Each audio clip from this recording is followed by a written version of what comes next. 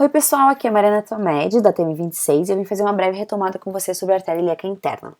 Bom, começando por algumas características gerais, então essa é a artéria mais importante da pelve, justamente porque ela vai vascularizar as vísceras pélvicas e a parte musculoesquelética da pelve, além de enviar ramos para a região glútea, para as regiões mediais da coxa e para o períneo.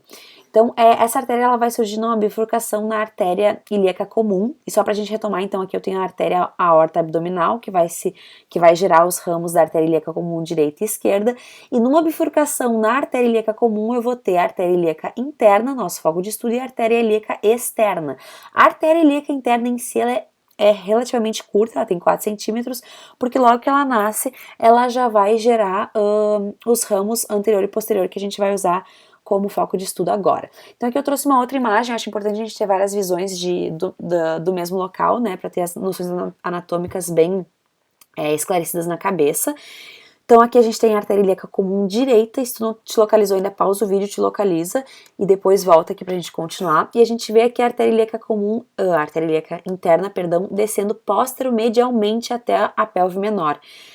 A artéria ilíaca interna ela vai estar sempre medial ao nervo obturatório, por exemplo, que a gente pode usar como referência. Outra referência que a gente tem aqui também é o ureter, que ele vai cruzar a artéria ilíaca comum bem na altura da bifurcação que vai gerar a artéria ilíaca interna e externa. A gente vai começar então pelo tronco anterior, e aqui estão listadas as principais artérias, claro que cada uma delas vai ter as suas ramificações, e aqui elas estão listadas na ordem que aparece, e é uma ótima dica de estudo, porque daí vocês vão estudando na ordem que aparece e já vai ajudando a memorizar como cada artéria vai saindo do tronco anterior. Nos slides eu coloquei algumas informações adicionais sobre o que cada artéria irriga, mas que eu não vou focar aqui no vídeo por questão de tempo, mas que vocês podem usar como material de apoio depois. A primeira então que a gente vai ver do tronco anterior, o tronco anterior começa exatamente aqui, essas partes aqui então são do tronco posterior. O primeiro ramo do tronco anterior então é a artéria umbilical, que eu tô contornando aqui com o mouse, e uma coisa importante pra gente dizer brevemente sobre a artéria umbilical é que no período pré-natal essa é a artéria que é usada para levar o sangue pobre em oxigênio e nutrientes para fazer as trocas com a placenta. Então quando o cordão umbilical é seccionado, essas artérias são ocluídas e formam cordões fibrosos chamados de ligamentos umbilicais mediais.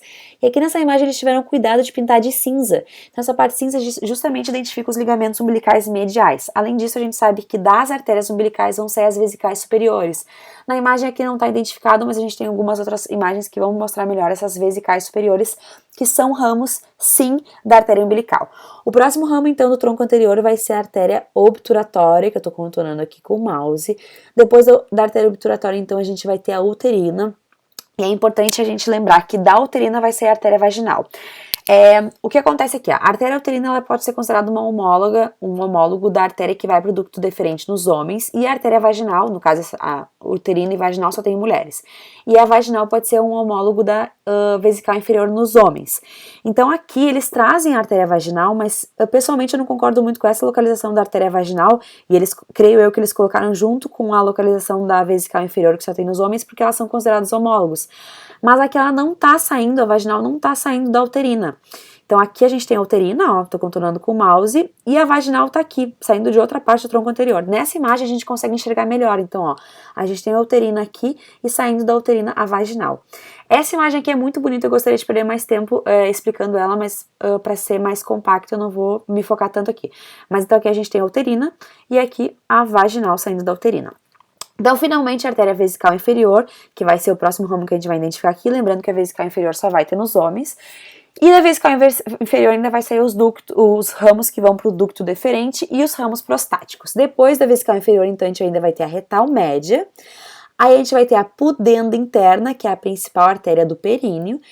E por último, e a parte terminal, vai ser a glútea inferior. Indo para o tronco, antes de indo para o tronco posterior, a gente vai ter essa imagem bem simplista aqui, mas que ela mostra exatamente a ordem do que cada coisa sai do ramo anterior.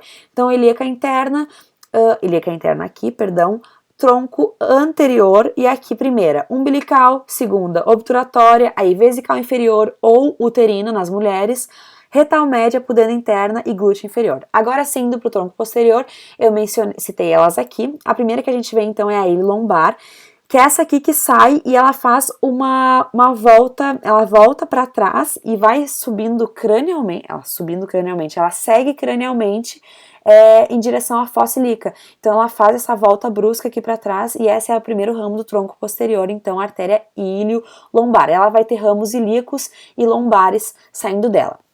Depois a gente vai enxergar aqui as sacrais laterais.